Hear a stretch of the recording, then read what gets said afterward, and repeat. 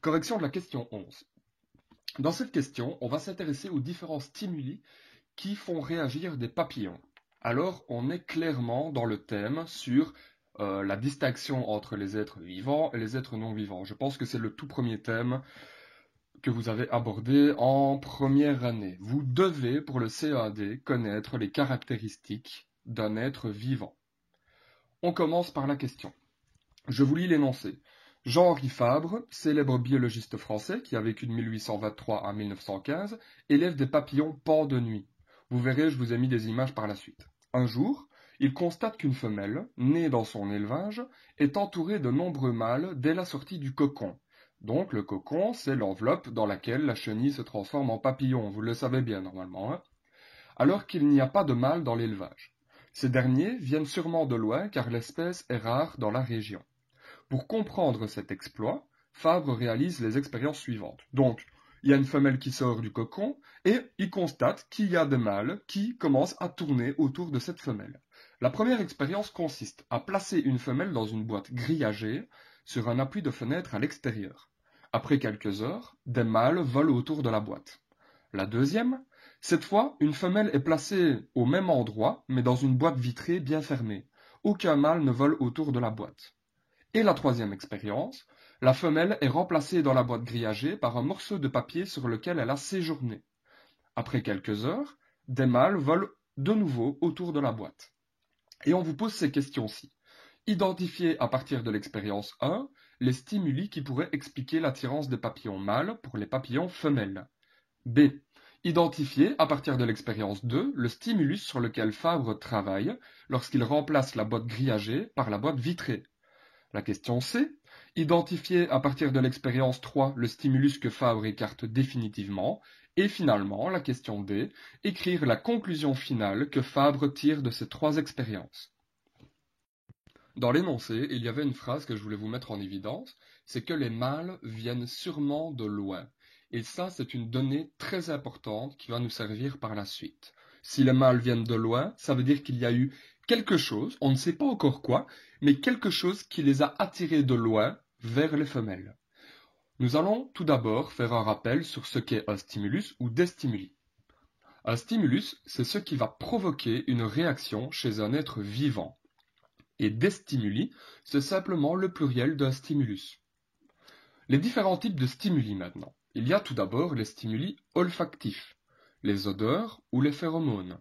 Les odeurs, vous savez ce que c'est, et les phéromones, ce sont de petites substances chimiques qui sont émises par les êtres vivants et qui vont avoir une action sur des individus de la même espèce. Donc, imaginons, un papillon, dans notre cas ici, va produire des phéromones qui vont avoir une action sur d'autres papillons, en général du sexe opposé. Ensuite, nous aurons les stimuli visuels, les stimuli auditifs qui ont un rapport avec le son, les stimuli tactiles qui ont un rapport avec le toucher, les stimuli thermiques qui ont un rapport évidemment avec les températures, et pour finir, les stimuli lumineux. Il y en a encore d'autres, mais pour le CE1D, vous devez connaître ces différents types de stimuli, c'est largement suffisant. Revenons à la question A. Fabre avait placé une femelle dans un grillage sur un appui de fenêtre et s'était aperçu, après un certain temps, qu'il y avait des mâles qui tournaient autour. Je vous ai représenté le grillage comme ceci. Le grillage est percé de trous. Ensuite, je place la femelle à l'intérieur et je constate que des mâles volent autour du grillage. Je vous les ai représentés ici sur la droite. Et on pourrait se poser la question suivante. Pourquoi les mâles sont-ils attirés par la femelle? Il n'y a rien à faire, celle-ci est dans un grillage, donc elle est visible. On peut la voir. Si nous pouvons voir cette femelle, eh bien les mâles peuvent la voir aussi. Et ça pourrait peut-être être cela qui les a attirés jusque la femelle. Et dans ce cas-ci, on parle d'un stimulus visuel. Soit, on pourrait se dire, ben tiens, qu'est-ce qui pourrait attirer les mâles jusqu'au grillage? Parce qu'on sait qu'ils viennent quand même de loin, ces mâles-là. Eh bien, ça pourrait être des odeurs ou des phéromones. Rappelez-vous, les odeurs et des phéromones sont des substances qui sont émises par les êtres vivants. Les odeurs sont perçues directement, tandis que les phéromones pas. Mais toutes deux ont une action sur les êtres vivants. Et dans ce cas-ci, on parlerait d'un stimulus olfactif, odeur ou phéromone, comme je vous l'ai dit. Et comme conclusion, on pourrait se dire ceci. Fabre, en réalisant cette expérience, en plaçant la femelle dans un grillage, eh bien, il a testé les stimuli soit visuels, soit olfactifs, les odeurs ou les phéromones. Revenons à la question B. L'expérience était qu'une femelle était placée non plus dans un grillage, mais dans une boîte vitrée. Donc ça veut dire que la boîte, elle est transparente, mais complètement fermée. Et on devait identifier, à partir de cette expérience, le stimulus sur lequel Fabre travaillait lorsqu'il remplaçait la boîte grillagée par une boîte vitrée. Si cette boîte est vitrée, on place la femelle à l'intérieur, eh bien, je peux la voir, cette femelle. Elle est dans la boîte. Je la vois, ok, parce que la boîte est transparente. Donc, il y a bien un stimulus visuel. Par contre, les mâles ne tournent pas autour de la femelle. Quelque part, ça veut dire que le stimulus visuel n'est pas responsable de la présence des mâles. Ensuite, on s'intéresse à un autre stimulus. Vous vous rappelez, le fameux stimulus olfactif. Donc les phéromones ou les odeurs. Je place la femelle dans la boîte vitrée et regardez de quelle manière j'ai représenté les odeurs ou les phéromones. Elles restent évidemment enfermées dans la boîte. La boîte, elle est complètement fermée. Et on constate de nouveau que les mâles ne sont pas présents. Si les odeurs ou les phéromones sont restés dans la boîte, on peut dire qu'il n'y a pas eu de stimulus olfactif. Parce que, pour qu'il y ait un stimulus olfactif, il faut que les mâles perçoivent ce stimulus-là. Et comme conclusion, je peux dire ceci. Les mâles pouvaient voir les femelles. Ensuite, les phéromones ne peuvent pas passer dans la boîte vitrée. Ça veut dire quoi? Ça veut dire qu'il y avait bien un stimulus visuel, mais il n'y avait pas de stimulus olfactif. Et donc, le stimulus testé était visuel. Il voulait voir si les mâles étaient attirés à la vue des femelles. Revenons à la troisième expérience et à la question C qui s'y rapporte. Dans cette expérience-ci, Fabre avait repris un grillage, une boîte grillagée. Il y avait placé un petit bout de papier sur lequel la femelle était restée.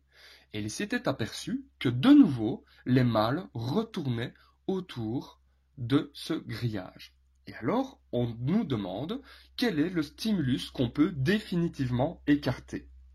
Je reprends ma boîte grillagée. De nouveau, elle est percée de trous. J'y place à l'intérieur le fameux bout de papier sur lequel a séjourné la femelle. Et je constate que les mâles sont autour du grillage après un certain temps. Donc il n'y a rien à faire. Ce petit bout de papier sur lequel est restée la femelle pendant un certain temps est en train d'attirer les mâles. Mais la femelle n'est pas là. Cela veut dire qu'il n'y a pas de stimulus visuel. Nous sommes d'accord. Pour qu'il y ait un stimulus visuel, il faut que la femelle soit présente dans le grillage. Mais il y a quelque chose que je n'ai pas encore représenté sur ce petit bout de papier. Si la femelle est restée dessus, cela veut dire qu'elle y a laissé une certaine empreinte.